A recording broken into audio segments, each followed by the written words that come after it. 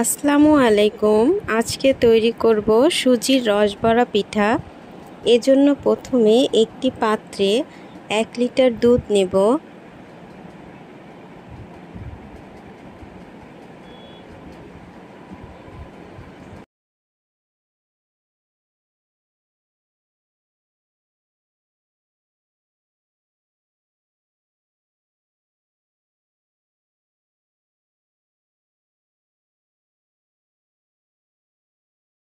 এবার দিয়ে দিচ্ছি 2টা এলাচ। এলাচ অবশ্যই একটু ভেঙে দেবেন। সাথে দিয়ে দিচ্ছি সামান্য লবণ। এবার দুধ জাল করব যতক্ষণ না ফুটে ওঠে। এই দুধ অনেক বেশি জাল করে ঘন করতে হবে না, শুধুমাত্র ফুটে উঠলেই হবে।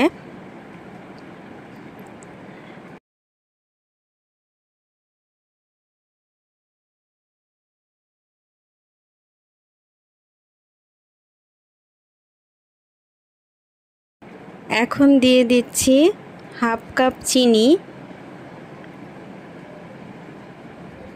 চিনিটা দুধের সাথে ভালোভাবে মিশিয়ে নিচ্ছি।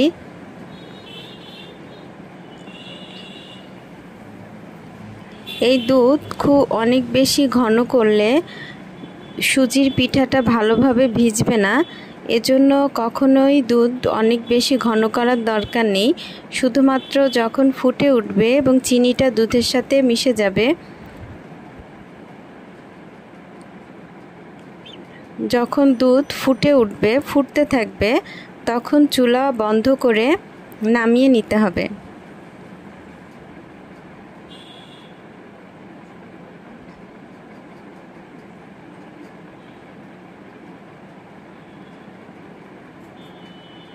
এখন আমি এটাকে ঢাকনা দিয়ে ঢেকে একপাশে রেখে দিচ্ছি। এবারে অন্য একটি পাত্রে নিয়ে নিচ্ছি 2টা ডিম। সাথে দিয়ে দিচ্ছি 1/3 কাপ চিনি। ডিম নরমাল ফ্রিজে থাকলে অবশ্যই 30 থেকে 45 মিনিট আগে বের করে নেবেন। কখনোই ফ্রিজ থেকে বের করে ডিম ব্যবহার করতে যাবেন না।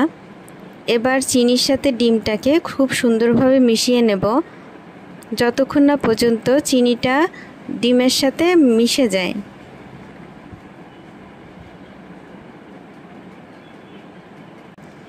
এবার দিয়ে দিচ্ছি 1 কাপ সুজি। সুজিটা আপনাদের কম বেশি লাগতে পারে, যেহেতু ডিম অনেক সময় ডিম অনেক সময় বড় ছোট হতে পারে, এজন্য সুজিটাও বেশি কম লাগতে পারে। আমি এখানে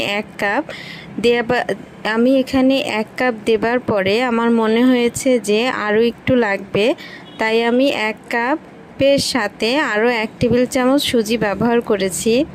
কিন্তু অনেক বেশি সুজি দিতে যাবেন না, এতে পিঠাটা কিন্তু শক্ত হয়ে যাবে এবং ফুলবে না। কারণ সুজিটা যখন একটু সময় রেখে দেবেন, সুজিটা কিন্তু আরও একটু শক্ত হয়ে আসবে।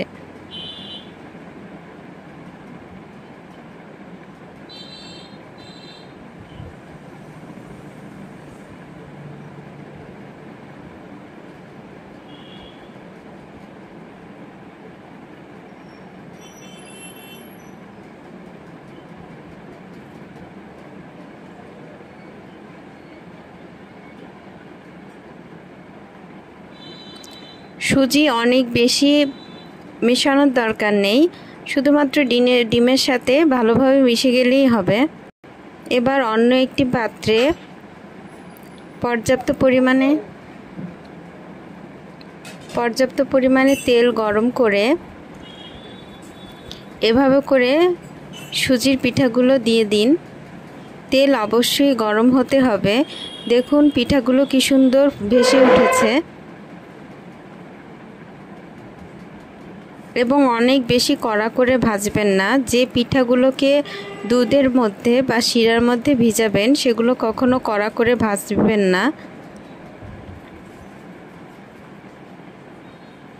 আমি একটু কাঁটা চামচ দিয়ে উল্টে দিচ্ছি।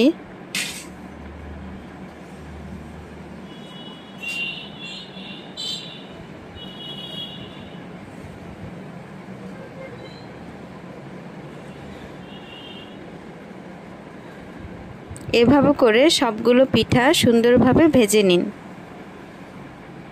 আপনারা চাইলে এভাবে শুকনো সুজির পিঠা বানিয়েও বিকেলবেলার নাস্তায় পরিবেশন করতে পারেন। এটাও কিন্তু খেতে অনেক মজা। যারা দুধে ভেজানো বা রসে ভেজানো পিঠা পছন্দ করেন না, তারা এই শুকনো পিঠাগুলো কিন্তু এভাবে খেতে পারেন। সেক্ষেত্রে আরেকটু ভাজবেন। যদি দুধের মধ্যে না ভিজান তাহলে আরেকটু ভেজে নেবেন, আর যখন দুধের মধ্যে ভিজাবেন তখন আর ভাজবেন না। আমি গরম তেল থেকে তুলেই যে দুধ ছিল তার মধ্যেগুলো পিঠাগুলো দিয়ে দিচ্ছি। মানে পিঠাটা থাকবে আপনার গরম, আর দুধের যে শিরাটা থাকবে সেটা থাকবে হালকা গরম।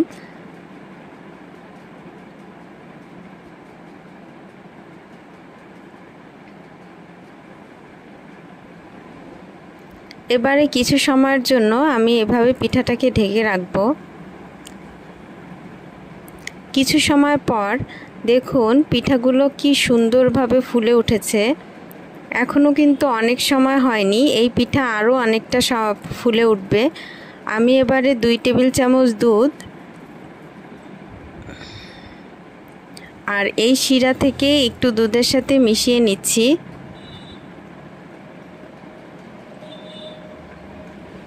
একটি চামচ দিয়ে মিশিয়ে খুব ভালোভাবে মিশিয়ে, যাতে দানা না থাকে, দলা বেঁধে না থাকে, এই শিরার মধ্যে আবার দিয়ে দিব। এতে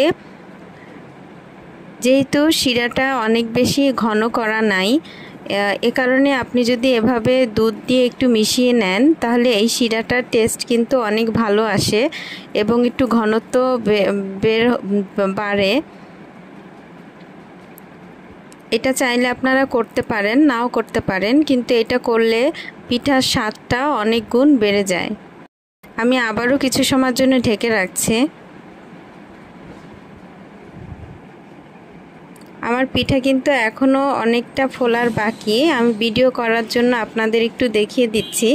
আপনারা যখন পরিবেশন করবেন তখন এর উপরে একটু গুঁড়া দুধ ছিটিয়ে দিবেন, তাহলে খেতে কিন্তু আরও বেশি ভালো লাগবে। দেখুন পিঠাগুলো কি সুন্দরভাবে ফুলেছে এবং এটা কিন্তু অনেক সুন্দর নরম, এবং এটা আরও বেশি নরম হবে।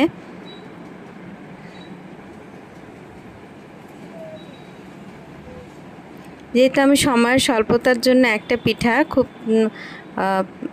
পিঠা ভেঙে আপনাদের দেখাচ্ছি। দেখুন